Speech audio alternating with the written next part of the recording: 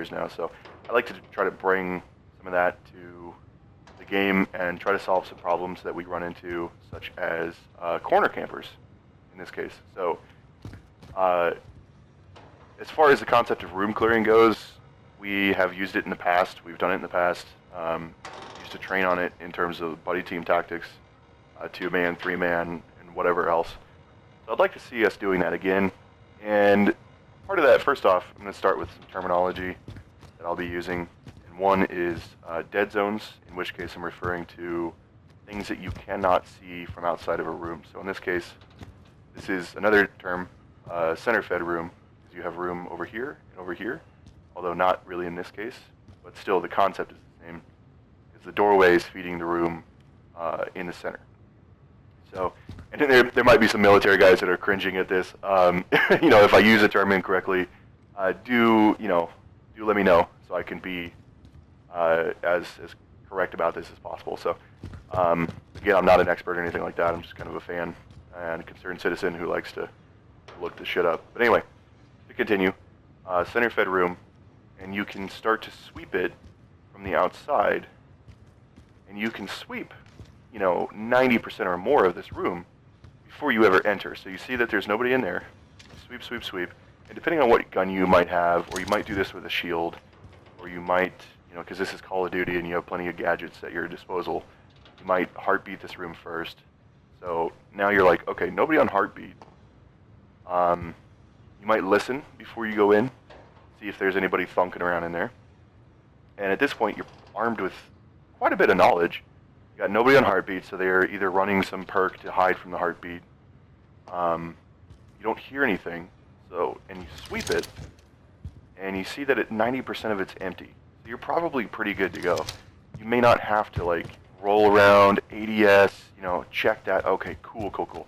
You may not have to do that. You may want to. I don't know. It's totally up to you. But if you're playing S&D, this is kind of what I'm thinking about.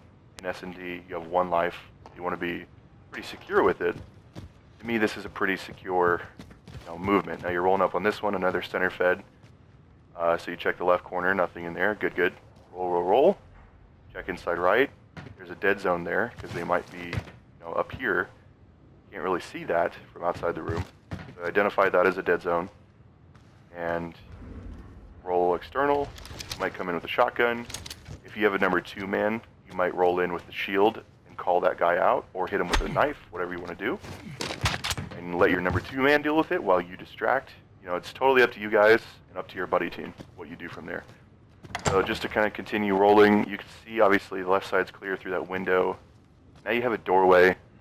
And sometimes, depending on the room, if this wasn't here, or if this window wasn't here, and you have to check this corner, you might use this door to protect your back in terms of concealment. It's not cover, bullets will go through it, but you can conceal yourself a little bit with it. So you check that corner first, maybe back up, reset, and come around and check the right. And now you see there's a hallway, there's cover here, and you can move however you want to from there. Another one that Nick Killer and I did really well, we have a video of it, is we as a whole team, we rolled through, there was I think 5 or 6 of us on this right side. We roll in through here, we're coming through. I think I had my shield up at this point, and we had some guys roll off that way, and 3 or 4 of us came up to this doorway here. I come up right here, and Nick's over here. And we did this non-verbally. We didn't set this up beforehand. I gassed the left side and called out rolling in right, like so, and he did it perfectly. He was right behind me, and he rolled in left like so as well to cover this area. And there is a doorway over here. There's that door. And there's also this that people could shoot at you from.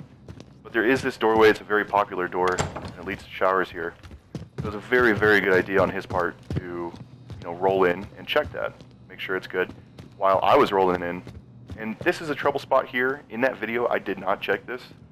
It's probably a good idea to, but I was more focused on, because I did look at it, because it's a popular heady for people to sit at. I didn't see anybody there, so I just took the gamble, took the chance, and started rolling like so, and started sweeping this room from the outside. Now at this point there would be a dead zone in here, and there would be a dead zone, over here-ish, but I did spot this forklift, and there's another popular spot people like to sit at. And at that point, I identified a claymore right about there and got it before Nick rolled into it. At that point, Nick rolled back over here to join me on this left side here, and Blue Bear actually rolled in to take over the empty cover, the empty fire sector here. And that to me, perfect. I don't know if he planned that. I don't know if he saw Nick roll back over here, or if by the time he entered the room, I think Nick was over here. So Blue may have thought, hey, maybe Nick didn't clear that at all, or just simply that this is now open for me to cover. So he did, and that was perfect. Nick and I initiated, entering this room, and I was somewhere around here. I think I engaged somebody here, somebody over here, and I got pretty lucky with it actually. I think I took both of them while Nick was doing something over here, and Blue rolls in behind us as well, and I think he was back kind of here. So we had a sort of a triangle going on with me over there and Nick over there, and we cleared it up, and we planted the bomb, and we got the job done. So something to consider is that everything that happened there, Blue noticed an empty spot, he took the initiative to fill it. Nick was right on cue with rolling with me. I used minimal communication, gassing left, rolling right. That was it. That's really all we talked about. Called out the claymores, and that was basically it. And we did that in 30 seconds, I think, from I want to say like this doorway. Rolled up, checked left, rolling right, and Nick rolled left. Now, if you're solo, this is going to be really difficult. If you roll in right and there's somebody back there, it's just a gamble you have to take. So you might do it a little bit flashier. You might roll in, you're like, oh fuck, okay, cool, like this is Call of Duty, you can do that. In TDM, for example, it may not matter so much. So you might just, come in, and if you die, you die. It's sort of, it does matter because it's TDM and that's a point for them. But at the same time, maybe it doesn't matter so much. Obviously, S&D, you die, you're dead. So just some things to consider. Concept of checking your arrows, your friendly arrows on the minimap, and going where there's empty spots, filling those empty spots. Just trying to do what you can to better your odds, really. So that's I think that's all I got for this video. I don't know what time I've got on it, but I want to wrap up before it cuts me off like an idiot. So that's it for now, and thanks for watching, guys.